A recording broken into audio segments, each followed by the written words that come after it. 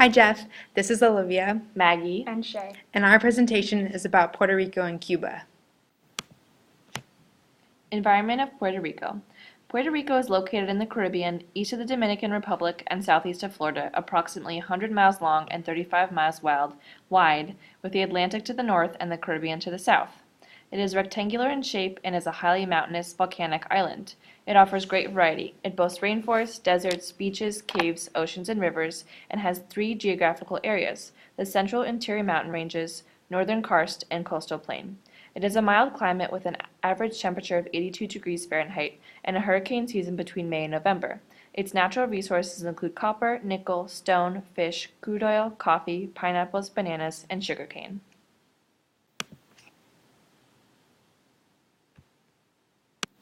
Environment of Cuba. Cuba is a Caribbean island located between the Caribbean Sea and the North Atlantic Ocean. It is located south of Florida and is one of the most diverse of the Caribbean nations, possessing a semi-tropical to temperate climate with average temperatures of 77 degrees Fahrenheit. Cuba is known for flat and rolling plains with rugged hills and mountains in the southeast. Its natural resources include cobalt, nickel, iron, copper, salt, and petroleum, and although droughts are common, there is a very low environmental destruction rate due to its low population density.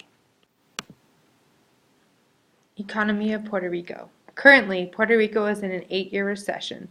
They are $70 billion in debt, and in regards to agriculture, their main production is sugarcane, pineapples, and bananas.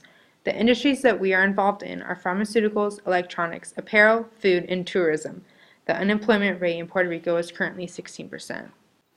The Cuban economy is really strong. They are slowly improving their relations with the United States, which could potentially be good for both countries. The agriculture that they are involved in is sugar, tobacco, coffee, and citrus. The industries that stimulate the economy are pharmaceuticals, tobacco, and steel. The current unemployment rate is 4.3%. Puerto Rico has a population of 3,620,897 people. Their ethnicity is primarily Latino, and they have a literacy rate of 90.3%. They currently have a fertility rate of 1.64 according to the CIA Factbook. The population in Cuba is 11,047,251 people, over triple of Puerto Rico. The ethnicity is considered Cuban, and the literacy rate is 99.8%, one of the highest in the Caribbean. The fertility rate is a little less than Puerto Rico with 1.46. Like Cuba, Puerto Rico is heavily influenced by Roman Catholicism as well as Santeria. However, as a U.S. protectorate, the official language includes English as well as Spanish. America's effect on this island has encompassed its culture as well, with male-to-female relations becoming egalitarian and a capitalist class structure evolving out of Spanish origins. Similar to Cuba's gender reform, Puerto Rico had a women's suffrage movement which was approved in 1932. In general, Cuban society has done well since the revolution, as opposed to when Spain governed the island. The primary ideals of the revolution have been adopted as a part of their culture, including the reform of women's rights, healthcare, and standards of living.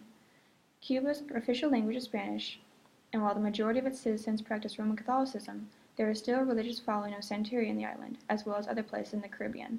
Santeria is a blend of Roman Catholicism and African voodoo that developed during the early Cuban slave trade. Since Puerto Rico is a territory of the United States, it shares our democratic values and is classified as a commonwealth. Unlike Cuba, where there is only one legal political party, Puerto Rico supports many official political organizations. As a result of the Cuban Revolution, Cuba's organized crime became Puerto Rico's problem, where criminals are subject to American federal law.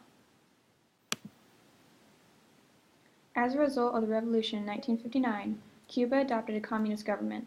This Caribbean island is currently the oldest dictatorship in the modern history, with its only official political party being the Cuban Communist Party. Key historical points in Puerto Rico's history. In 1493, Columbus claims the island of Puerto Rico for Spain, and Juan Ponce de Leon established the first Spanish settlement by 1508. Spain abolishes slavery in Puerto Rico by 1873, and 25 years later, Puerto Rico is ceded by the Spanish to the U.S. at the close of the Spanish-American War. President McKinley signs the Four-Corps Act in 1900, which allows the U.S. to strictly control Puerto Rico's affairs, but 2 years later, the U.S. declares Puerto Rico to be a territory. The Jones Act allows Puerto Ricans to obtain U.S. citizenship in 1917, and 30 years later partial self-government is granted. By 1950, President Truman signs the Commonwealth Bill, which allows Puerto Rico to establish a constitution, and 2 years later the constitution is established with autonomy and internal affairs.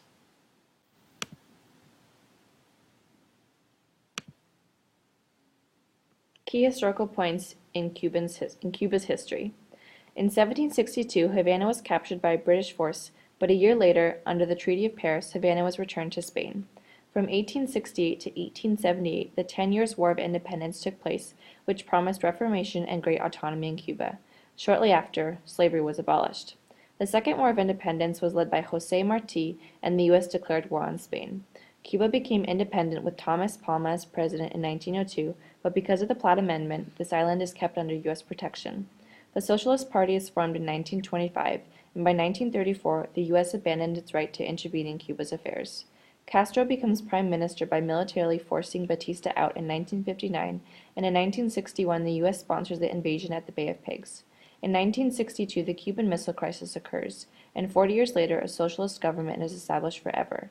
Most recently, Raul Castro takes over for Fidel Castro.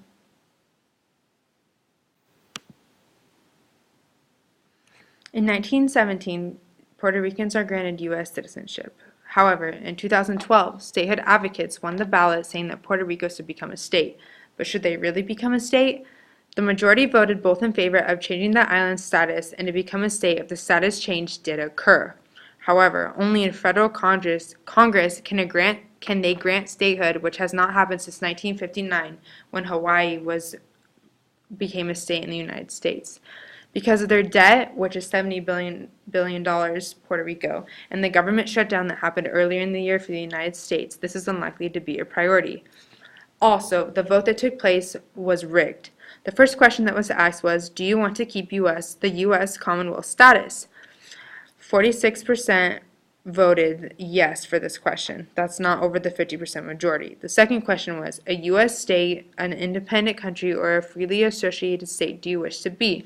This group only voted 52% of dissatisfaction on this question, so they most likely do not want to become a state, but because of the first question, they wanted to become a state, but the wording changed everything of how they wanted their commonwealth to be changed.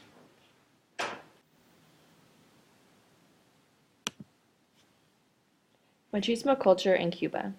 The notion of a machismo male has always been prevalent in Cuba due to the widespread occurrence of machismo males in Latin America, but is arguably more subtle and hidden in Cuba, more so than many other countries. It is not overt but obvious.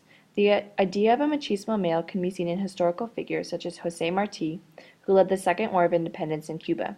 He was a fighter, a man of arms, but also a poet, a sensitive man, who represented the ideal machismo male. Typically, a machismo male is one who is complex, romantic, adores their wives, and serves to protect them, but also dominates those who are superior to him, women in particular, which fills him with a sense of honor.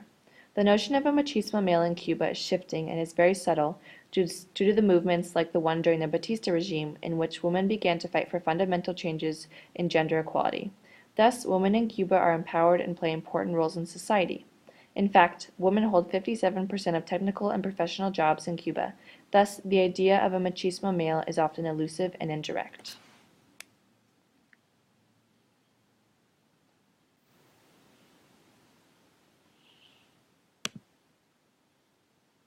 As for the Spanish-American War, there were a couple events that happened in 1898. All of it started on the 15th of February, when the USS Maine sunk in the Havana harbor. It was originally thought to be a mine, and so American diplomats, they blamed Cuba and the communists. And on the 25th of April, the U.S. declared war on Spain. On the 12th of August, Spain gave up its territories to Cuba and Puerto Rico. And on the 10th of December, the Treaty of Paris ended the Spanish-American War. Following the 10 Years' War, American sugar interests bought up large tracts of land in Cuba. The Spanish-American War was mainly about settling the matter of Cuban independence, but was initiated on the basis of protecting the United States' interest. On the 19th of April, by a vote of 311 to 6 in the House of Representatives and 482 to 35 in the Senate, the U.S. Congress adopted the Joint Resolution for War with Spain, which included the Teller Amendment, named after Senator Harry Moore Teller. This amendment denied any future possibility for the U.S. to provide jurisdiction or control inside Cuba's borders, except in a counterinsurgency role. The U.S. would also be required to leave the island once the war was over. On the 10th of December, the Treaty of Paris ended the Spanish-American War of 1898. As a condition of this treaty, Spain was forced to relinquish the last of its territory from Latin America. Among other stipulations, the U.S. was given Puerto Rico, and Cuba was granted independence. Cuban Missile Crisis. In October of 1962, leaders of the U.S. and the Soviet Union came to a military standoff caused by the installation of nuclear-armed Soviet missiles. Cuba was abandoned by the countries that supported her in the revolution, so she turned to communist Russia for aid. Russia agreed to give Cuba oil and buy Cuba's biggest products, which was sugar, at a guaranteed price. In return, Cuba would agree to let Russia use the island to spy on the U.S. and plant a military base there. All was well until the Russians planted on Cuba nuclear missiles, capable of reaching 3/4 of the continental U.S. President John F. Kennedy notified America about the missiles and decided to send a naval blockade around Cuba to show that America was militarily ready to stop the threat if necessary. President JFK protested this to the Russian Premier Khrushchev. Khrushchev argued that he shouldn't have to remove his missiles unless JFK removed the U.S.'s nuclear missiles in Turkey, which could strike most of the USSR.